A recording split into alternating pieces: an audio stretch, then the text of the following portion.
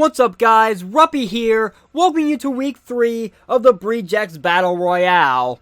Last week my Columbus Swoo, well, anyone who watched that game probably know how much of an interesting little mess that was. We suffered our first loss of the season after a near hour-long battle. I still can't believe it, we somehow managed to make that go that long. D-Ray, I love you, man, but can we please not do that again? Regardless, we did only lose 1 differential point, so we're not exactly in a bad spot still. But this is the week we're going to try to turn things around. And whereas D-Ray certainly was after some payback last week, this week it's my turn to look for a little payback from the past season of the IBL. Because this week, I'm going to be playing the Montreal Milotics, coached by MattOshea. The last time we met, which was, of course, in IBL, ironically enough, last week, this week, and next week is basically a mirror image of the last 3 weeks of my schedule for IBL last season before playoffs. So, I don't know how that happened, but that's going to be interesting. That said, anyone who saw my IBL series probably knows what's coming next then. But let's focus on this week. When Matt and I last played in IBL, I'll be up front. He destroyed me. I can use the excuse that I wasn't exactly going at him 100%. I did hold back a bit and kind of bring a semi-confident team against him, I guess. Because of the fact that we could have very well met in finals, and it almost did happen. Had things play out a little differently. But that's behind us now. So, you see my team, they're just enjoying the time in the locker room. We're going to switch on over to the chalkboard for a moment, Pokemon Showdown. If you're noticing it's looking a little different, I will apologize in advance. I have been having some internet issues, shall we say, with my desktop. So this is being recorded from my laptop. I don't know how well this is going to actually work out, but we're going to see what happens. For some reason, my laptop seems to be immune to whatever internet issues are plaguing my entire house at this point. Hopefully, I will get that figured out soon and fixed. But in the meantime, I'm trying to make do with the convoluted setup that I have to work with. It is still not going to stop me from recording the team builder, though, and hopefully not stop me from doing the battle. So let's go ahead and get into Matt's team, shall we? You're going to see it appear off to the right there. Ignore the background. We are still a Columbus Swoo, even if I don't have a Columbus Swoo-ish background for Showdown for the time being. Regardless, Matt's roster this time around consists of the following: Urshifu Rapid Strike, Mammoth, Cinderace, Copperajah, Gardevoir, Porygon Z, Roserade, Vikavolt, Emolga, and Vullaby. So one thing probably stands out right out of the gate, and that is, aside from Vullaby to some degree, and I guess, Copperajah's kind of not, is and isn't in this category as well. Aside from Vullaby, this is a very offensive team he's got. He does have a couple of mods that have decently high special defense, but I think Urshifu is his highest physical defense mon at base 100. Everything else is below that. So that gives me an interesting window I can exploit. Also, the fact that he has Urshifu. Granted, it is Rapid Strike, which is a little more manageable for my team as opposed to Single Strike, which we might be tending to that at some point later on, but this week we got the water one, Rapid Strike. Urshifu can still cause problems if I let it, but I think I've got a way to deal with it. Also, you probably see it in the roster image there. Cinderace does have to be Blaze. Libero Cinderace is banned, so I do have that going for me, thankfully. Porygon Z can obviously be a colossal problem because adaptability, base 90 speed. If he puts specs on that thing, it is probably going to be trying to tear giant holes in my team, which is never a fun time. Honestly, I think the mon I'm most concerned with is Mammoth, because if you guys have looked at my roster, and then look at Mammoth, yeah, on paper, my team is pretty much Mammoth fodder. I have one, maybe two things that are not hit in some fashion super effectively about this thing. I did not realize this when I drafted this team. I did not realize how much Mammoth was actually going to be a problem. I think I've got some ideas on how I can get around this glaring issue, but we will see how that plays out. Let's go ahead and get into my roster, shall we? Starting off by summoning Dragonzord.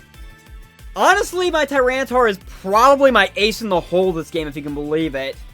I'm running a somewhat mixed T-Tar with Scarf, because barring any potential Scarfers he could run, the only thing a Scarf T-Tar does not outrun with this speed investment is Cinderace, which I can find some other way to deal with Cinderace. That's not a problem. T-Tar does not outspeed Cinderace, period, unfortunately.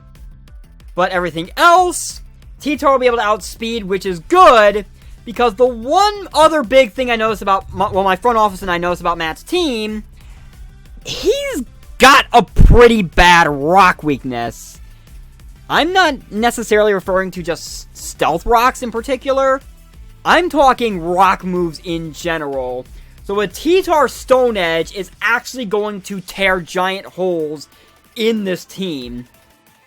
I've got Iron Head for the likes of Gardevoir.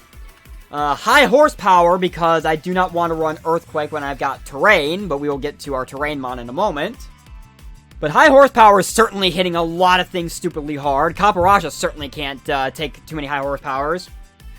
I do have T-Bolt, however, in my last move slot. And that is primarily for Urshifu Rapid Strike. With this investment, unless he's running a very Spadef Urshifu, even at 76 special attack from a naive nature, Dragonzord's T-Bolt is still a 2-hit KO on Urshifu. And the deeper a hole I can put that thing in, the easier my life's gonna be as far as this game's concerned, if you want me to be honest. But T-Tar is definitely looking very pretty here, just because Stone Edge does so much to so many things, and I have an answer for one of his only real rock resists. Moving on down the line, speaking of our Terrain mon that I mentioned earlier, Neopert is back as per usual, and he felt like giving a bit of an encore this week. So once again, we're going Choice Band, because let's be honest, Choice Band Rillaboom pretty much is meant to pound holes into teams. End of story. Standard spread, same exact set as last week with two differences. Number one, I'm running knockoff over Darkest Lariat. In hindsight, I should have done that last week, but as I mentioned during the game, the fear of an Iron Defense Calm Mind Orbeetle was certainly very much a possibility, and I did not want to give it that freedom. Had I had knockoff, however, that could have been a whole different ballgame with D-Ray. The other noticeable change I made, however, is that instead of Adamant like I ran last week, this week I'm running Jolly. And the main reason is the aforementioned Mammoth problem. With a Jolly nature, Rillaboom will always outspeed Mammoth unless Matt brings a Scarfed one. And even then, he would also have to be running Ice Shard to out-prioritize my Grassy Glide and Terrain. Otherwise, Grassy Glide will always go before Mammoth can do anything, and Mammoth is basically dead. Unless he's running a Sash one and has kept that thing at full health. But aside from that, Neopert is sitting in a position where it can basically destroy Mammoth in virtually any scenario. Which, the sooner Mammoth gone, the easier my life's gonna be, just like with Urshifu. Moving down the line, what would Neopert be without his bandmate, his tag team partner, Ray Phoenix the Hawlucha?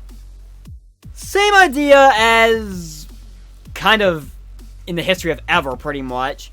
Grassy Seed, Unburden, take advantage of the terrain. I am aware that Matt has defog possibilities in Emolga and Volibee, and Copperaja does get Steel Roller, which is something I'm going to keep in mind. But I think if I put enough offensive pressure on him, I can keep him from getting rid of my terrain, which will basically... Ray Phoenix is definitely in a very solid spot for this game with this particular set. Acrobatics in close combat are kind of your standard bread and butter for Sword and Shield Hawlucha. I do have Stone Edge and Hone Claws, however, because Hawlucha only really needs +1 attack to basically OHKO everything that's not named Volibee. Even Emolga's probably his best answer to Hawlucha, so I'm expecting that thing more so than Volibee.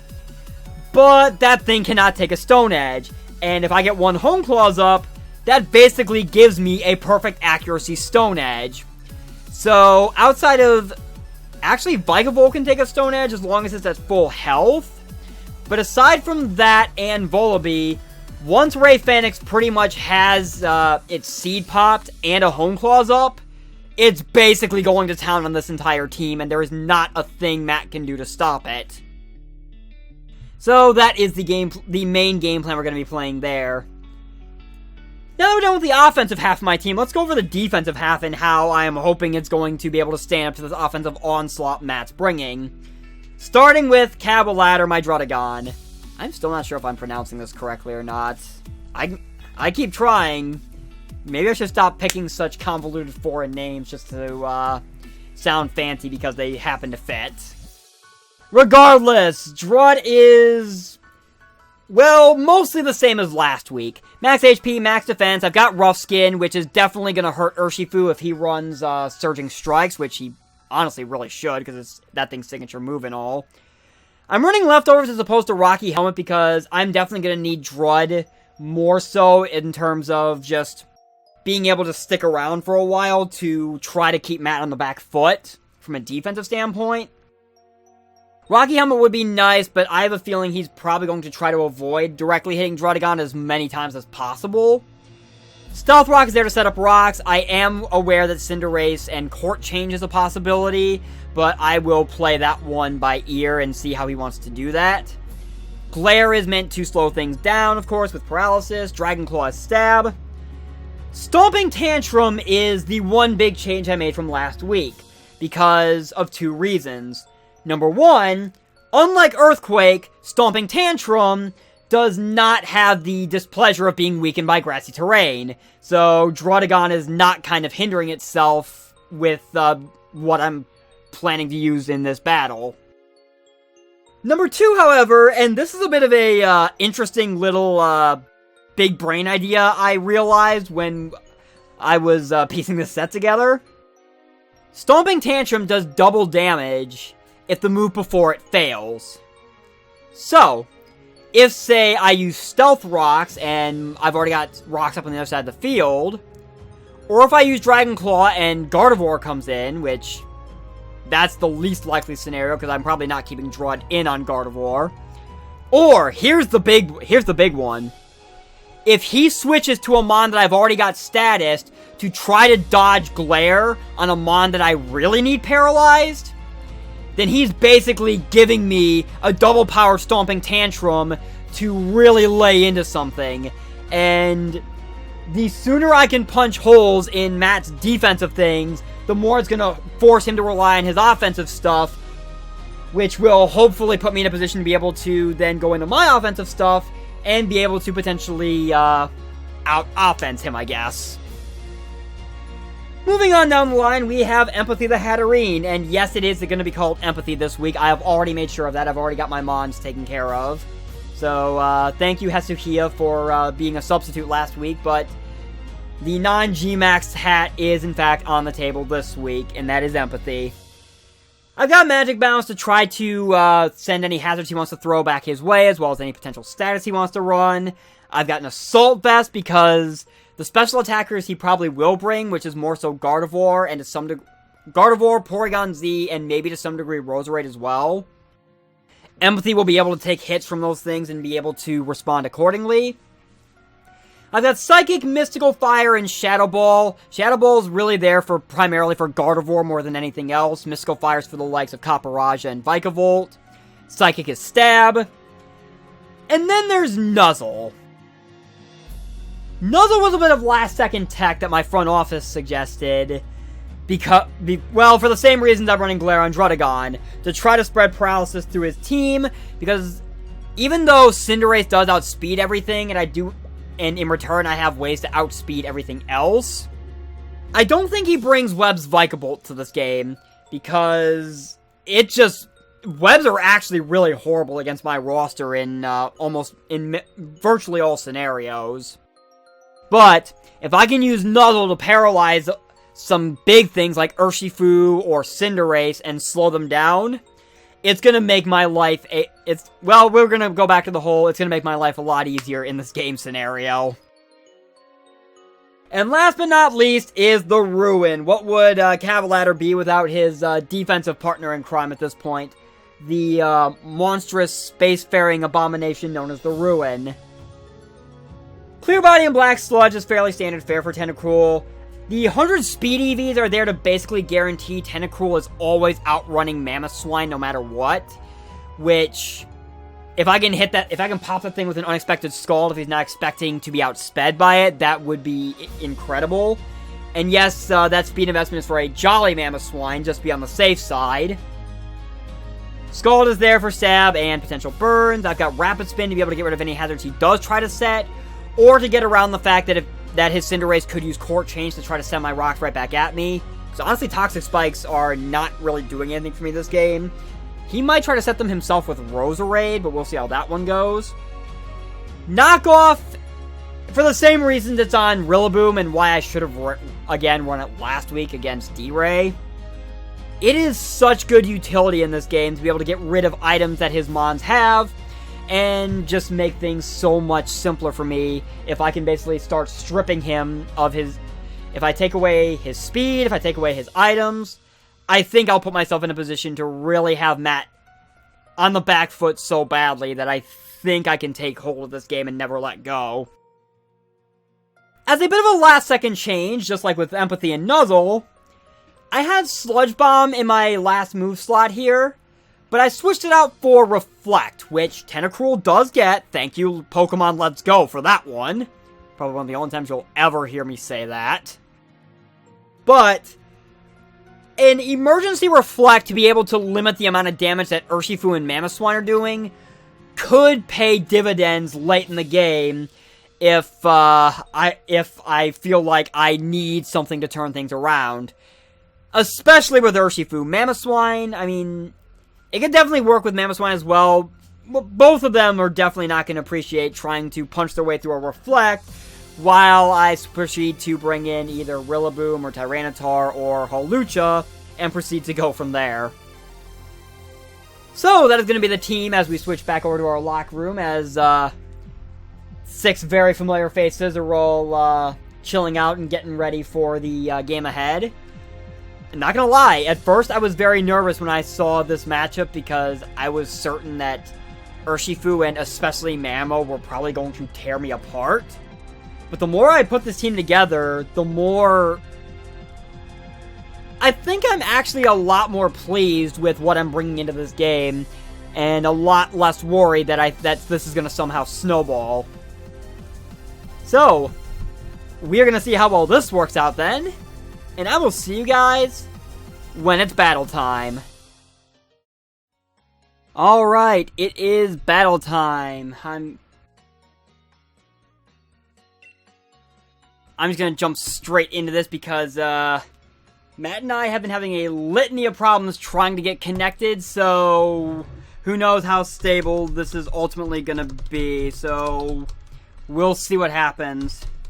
So he brings Urshifu, Roserade, Cinderace. I knew he couldn't resist bringing Mammothswine to this game. Emolga and Caparaja. Okay, so most of what I think my front office and I expected. I honestly think I kind of... Yeah, I think I'm going to lead Neopard, actually. Get my terrain up right out of the gate. Probably U-turn out on something and go from there. See how he wants to play this.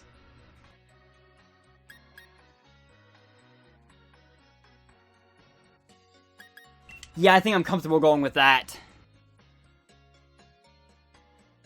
So, hopefully this remains stable as we play this. I might actually not be calcing as much during this game just because I don't know how stable this is going to remain, so we'll see how this plays out. Good luck, have fun, Matt, and hopefully we can get through this game without any issues. So he's going to lead Caparaja, which is perfectly fine with me as I go ahead and lead with Neopert. I'm going to set my Grassy Surge up. And I would actually... So I could just U-turn out as he's probably just going to set rocks. But I kind of like the idea of maybe just going... I think I'm just going to go straight high horsepower here and see what he does. He might stay in and set rocks thinking I'm just going to U-turn out. Which would be a fair assessment to make. I mean, if he switches into a Molga, that's fine. I can work around it. Rosaray would not appreciate a high horsepower. Cinderace would die from it. Urshifu, I think, takes a good chunk from it. Yep, so I'm going to go ahead and pull off this high horsepower.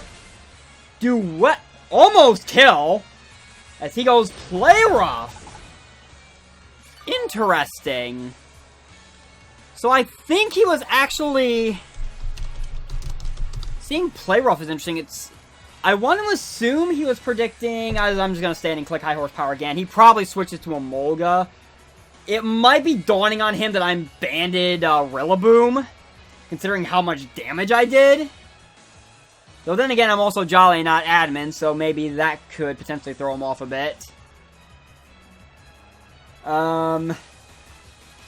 If he does just make the safe switch into a Molga, predicting me to be choice in some way, that's perfectly fine. Play Rough is an interesting call, though. I feel like he predicted... I feel like he might have predicted me to go into Druddigon, maybe? And tried to catch that? He is going to switch into Emolga. I figured as much. So he probably realizes that Neopert is banded. But Neopert's going to get some HP back, which is always nice. And I am getting Neopert right on out of here now.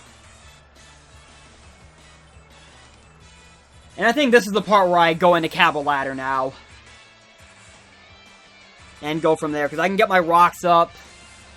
If he wants to defog to get rid of my terrain, he's free to do so.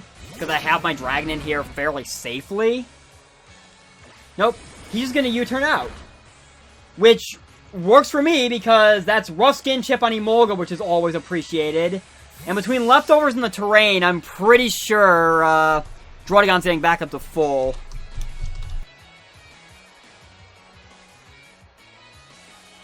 So he's gonna see here in a moment that I'm definitely leftovers.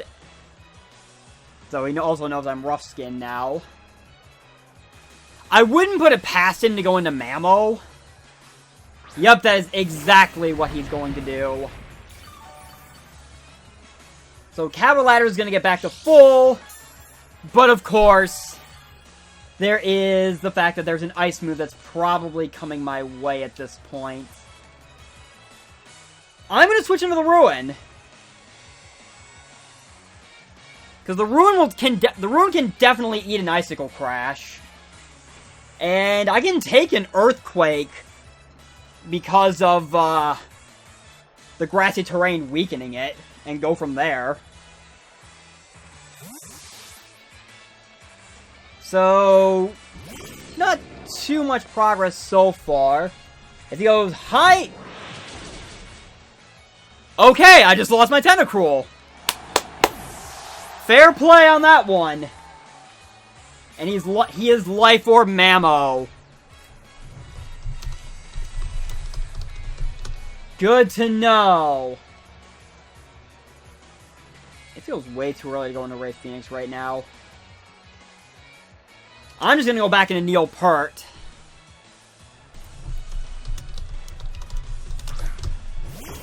Because I know I can just throw a...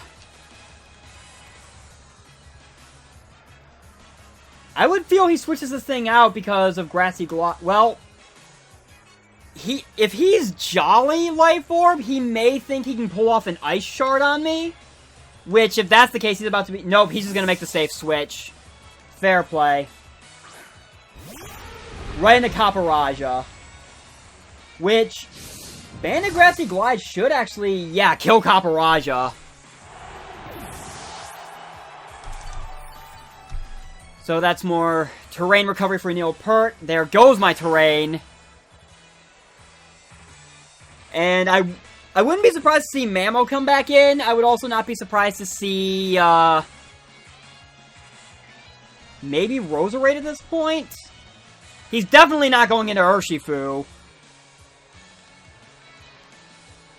Or at least I wouldn't think he would be.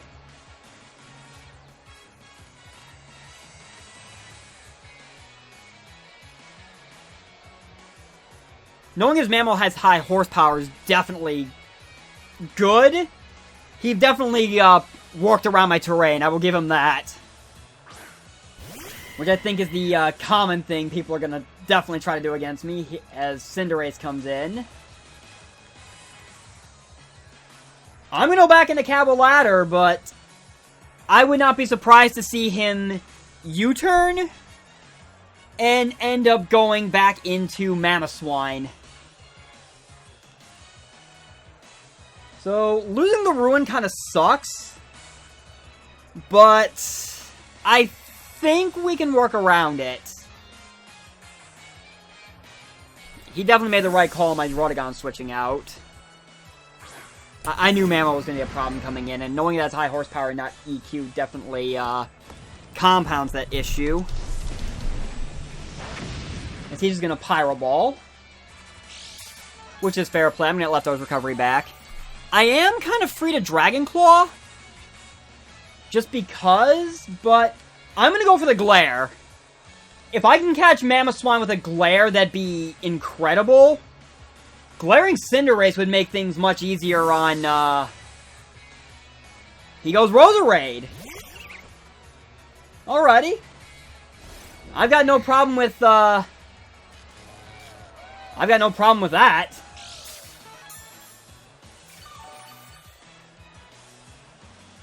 Alright, so in this regard then, I feel like he's definitely going to start trying to set up maybe... Well, now that the Ruin's gone, he might actually try to start setting up T-Spikes. I'm going to get my Rocks up just because at this point. His Roserade's fully paralyzed. And there's my Rocks. I'm sorry about that, Matt. But trying to take away your speed was definitely the name of the game here.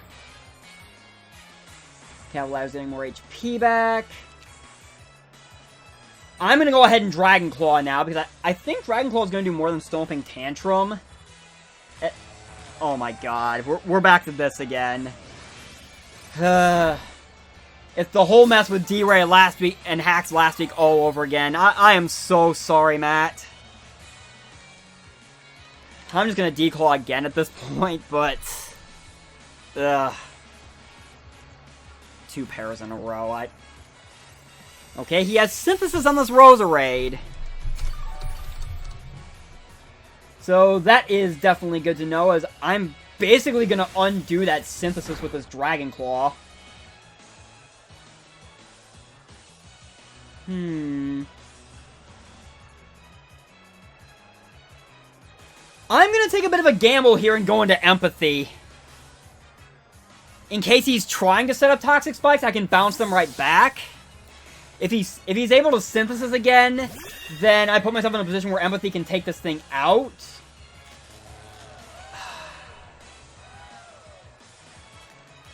I can't apologize enough, Matt. This...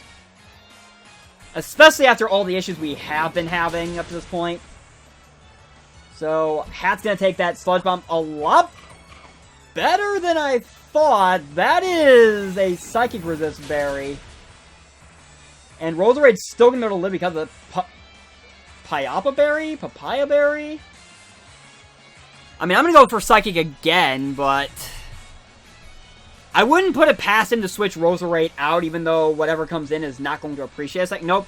He's going to go straight for those Sludge Bomb to try to get more damage off on Hat, which is very understandable. He does... Okay. It doesn't exactly make up for the 3 full paras out of those 4 turns, but it's something at least to kind of sort of balance this out. But Roserade is gone in a fashion that I honestly do not feel comfortable with, but it is what it is. And Hat is basically on death's door at this point, unfortunately. Poor Empathy.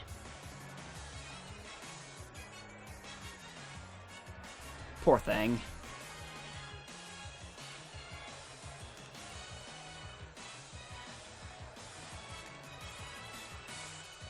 So, whatever he sends in, we'll definitely be able to pick Hat off. I guess it's more a matter of how he wants to try to do it. If he goes into... You know what? Now that I think about it, I'm actually not surprised. I'm actually very surprised not to see Porygon Z here. I mean, I know Hawlucha was certainly threatening, but... I would expect him to bring Porygon anyway. He's just going to go into Emolga, which is fair play. It's going to take Rocks damage. I'm just going to go ahead and stay in and click Psychic. I'm just going to let Hat go at this point. It partially makes up for the paras, and... I mean, Hat's basically death fodder at this point anyway. Unfortunately. So I do know this thing has knockoff now, which is good to know. And I kind of want to send in Dragonzord. Yeah, I'm going to send in Dragonzord now.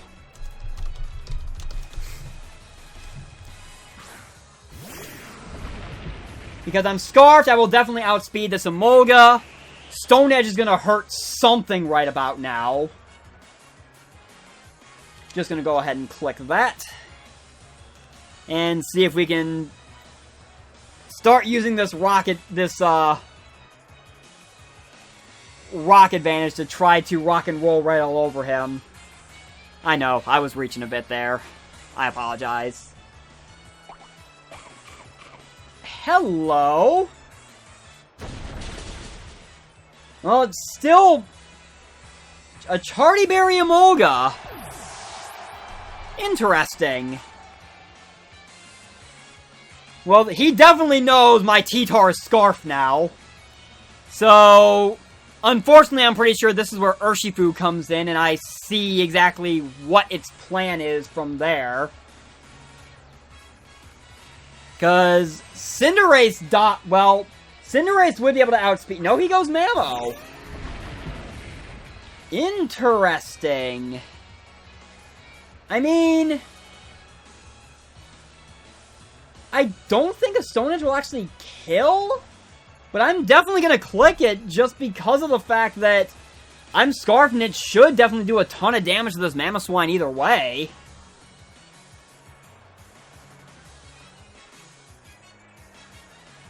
See exactly how he wishes to... I mean, I wouldn't think he would use Mammo to bait the Stone Edge, because if I outsped Emolga, that's a definite sign I'm Scarfed. So he would know I'm locked in either way. Yes, I figured Stone Edge wasn't killing. He has both Earthquake and High Horsepower. Well, that is interesting. I'm just going to send Neopert back in at this point, but he brought an option for both on and off my terrain, which is quite curious.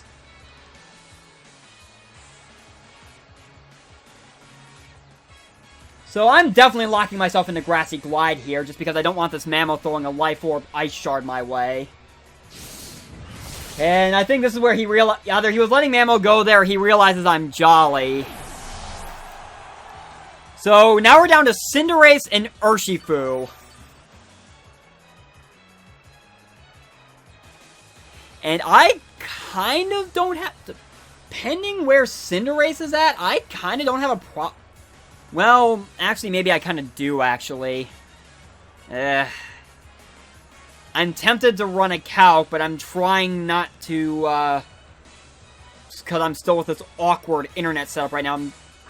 There's Cinderace, which, yeah, that thing is definitely Boots. I'm going to go into Cabo Ladder. I want to preserve... maybe this is a mistake, but I kind of want to preserve Neopert a bit longer. Just because I think with some chip... To avoid needing to potentially set up the, I think I want to try to avoid potentially needing to set up the, he's just gonna Powerball. Yeah, I think the plan right now is I'm trying to avoid potentially, okay, there's Sandstorm Chip, thanks to, T-Tar. I think if I get some chip on the Cinderace, I don't know... Oh, right, the terrain. Duh. Well, at least, Druddigon's getting quite a bit back, which is definitely appreciated at this point. I'm gonna go ahead and Stomping Tantrum. Worst case scenario, he switches to Urshifu to try to take it, but I mean, that's chip on Urshifu in that case. No, he's gonna stay in a Powerball. So that's more damage on Druddigon. Cavalier's going to reveal Stomping Tantrum, which does over half, which is certainly nice. There goes my Sandstorm. I think we've got maybe one turn left of terrain. Well, I guess we'll see. Or maybe this is the last turn. Let's double check real quick. No, I got 2 turns left.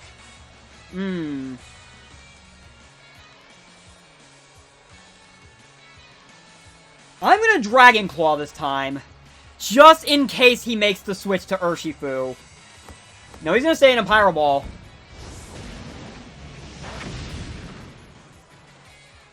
I mean, Cavalier can certainly sit in here and take these. That D-Claw's not gonna kill. Yeah, if I'd have gone Stomping Tantrum, then I definitely would have been able to kill this thing. So, Cavalier's definitely getting, I think, a little more back than Pyro Ball is doing. I'm going to click D-Claw again. I don't think he preserves Cinderace at this point. If he's left it in up to now, yeah, he's going to let Cinderace go.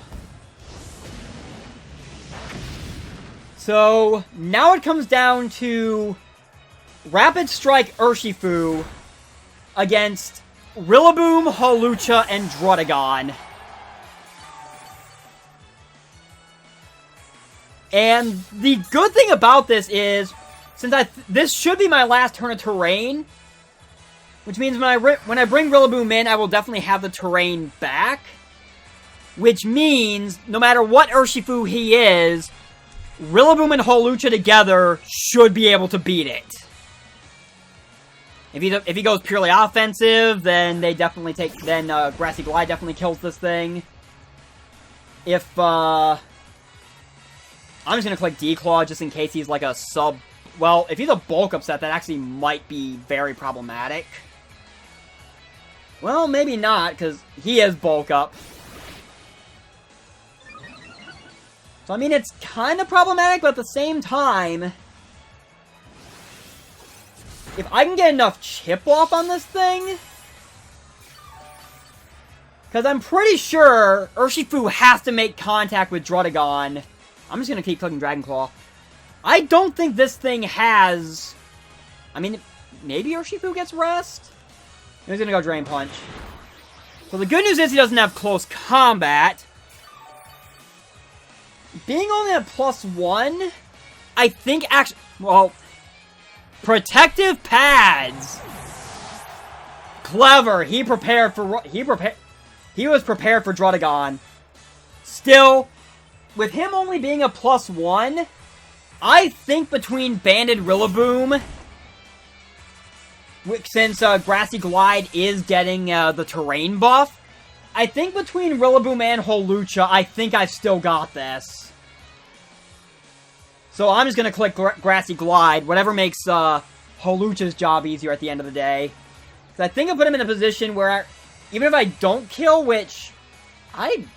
want to think I can, actually, with a Banded Grassy Glide. If he's only a +1, I think Banded Grassy Glide with the Terrain Boost should kill.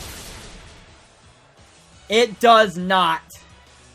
But I think I'm in a position where Neopert doesn't go down. So Hawlucha doesn't even need to see the field. Grassy Glide's going to be able to end this itself. Well, I mean, would a +1 Aqua Jet kill me from this? I mean, I think because I'm if he's adamant, I think Grassy Glide would out-prioritize well, either way, there's the Grassy Glide, and that's going to be the end of that. So, Hawlucha doesn't even see the field. Rillaboom, it is what it is. Lucha will get its time to shine at some point this season. I will find a way to make it happen. Still, GG, Matt. I am horribly, horribly sorry for the full Paras 3 of those 4 turns. It definitely made some kind of difference with that Roserade, and I cannot apologize enough. The Para strategy was purely just to slow things down to try to make T-Tar, Rilla, and Lucha's lives so much easier. It was not meant to cause a scenario like that. I can't apologize enough. Regardless, that's going to end up being a 2-0 win for my Columbus Swoo, even if I am a little disgusted by how part of that game went. Regardless, I hope you guys still enjoyed the battle nonetheless. Thank you guys so very much for watching. I have been Ruppy, and my Swoo and I will see you guys next time. Take care.